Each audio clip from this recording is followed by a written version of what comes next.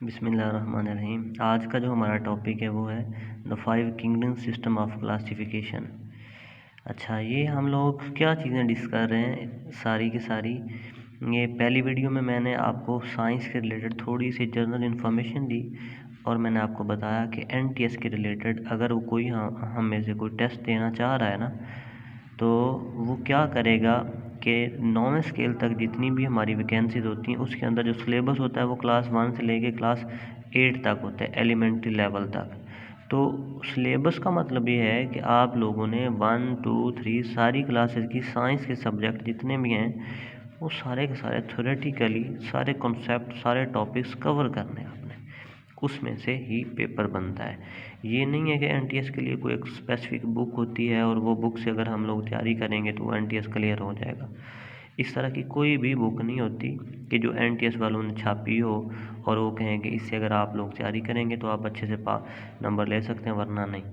तो वो जो बुक्स बनाई जाती हैं वो इसी सिलेबस में से बनाई जाती हैं, ठीक है। सारी बुक्स को खंगालते हैं अच्छे से, उनमें से जो जो टॉपिक वाइज एमसीक्यूज़ फिर वो लेते हैं और उसके ऊपर फिर वो बुक जो है वो पब्लिश होती हैं। मुख्तलिफ़ कंपनीज़ की मुख्तलिफ़ बुक्स हैं, जैसे कि मेरे पास भी ये एक बुक पड़ी हुई है, ठीक है। तो इस तरह वो मेथड है तैयारी करने का, सारी बुक्स आप रीड करें या कि आप लोग फिर कोई एक ऐसी गाइड ले लें जिसके ऊपर वो सारी चीज़ें उन्होंने ये फिर बुक से देख के उन्होंने यहाँ पे एक ऐसे सीक्वेंस वाइज सारा वो सिलेबस कवर किया होता है। तो ये थोड़ा सा उससे इजी हो जाता है, लेकिन अच्छी तैयारी तो फिर वो उन्हीं बुक से ही होती है ना। तो आज का जो हमारा टॉपिक है वो है 5 किंगडम सिस्टम ऑफ क्लासिफिकेशन। ये हमने क्लास 4 और 5 में भी पढ़ा हुआ है, किंगडम सिस्टम। तो आज इसकी थ्योरी के ऊपर थोड़ी सी डिस्कशन कर लेते हैं, फिर एमसीक्यूज उसके देखते हैं। नाउ अडेज scientist classify living things into 5 main groups called kingdom. वो कह रहा है जितनी भी जिंदा चीज़ें हैं उनको साइंसदानों ने क्या किया है, उनको 5 ग्रुप्स के अंदर डिवाइड कर दिया है। उन ग्रुप्स को हम लोग किंगडम्स बोलते हैं। These kingdoms are named as, उनके नाम ये हैं, monera, protist, fungi, Animalia and plantae. ये 5 किंगडम सिस्टम है। इसके अंदर जितने भी जिंदा जानदार चीज़ें हैं ना, जिंदा चीज़ें हैं, वो इन 5 ग्रुप्स के अंदर ही आएंगी, किसी ना किसी एक ग्रुप के अंदर वो रिलेट करती होंगी। Example of living things that belong to this kingdoms are as under. ये वो बता रहा है, किंगडम का नाम मुनीरा है तो उसकी एक एग्जाम्पल बैक्टीरिया है, प्रोटिस्टा अलजी है, फंजाई यीस्ट मशरूम्स, एनिमिलिया की मिसाल एनिमल्स है, प्लांटी की मिसाल प्लांट है। तो ये सारी चीज़ें आगे भी आने वाली हैं। तो ये उसने सिंपल वो 5 किंगडम सिस्टम बताया और उनकी एक एक एग्जाम्पल बताई।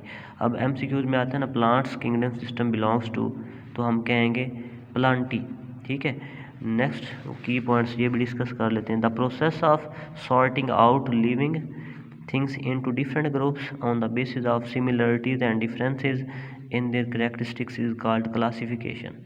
क्लासिफिकेशन का मतलब है कि जितनी भी जिंदा चीज़ें हैं उनको, जो उनमें से सिमिलर है उनको एक साइड के ऊपर और जो सिमिलर नहीं है वो एक साइड के ऊपर हम लोग उनके ग्रुप्स बनाते हैं। इसको क्लासिफिकेशन कहते हैं।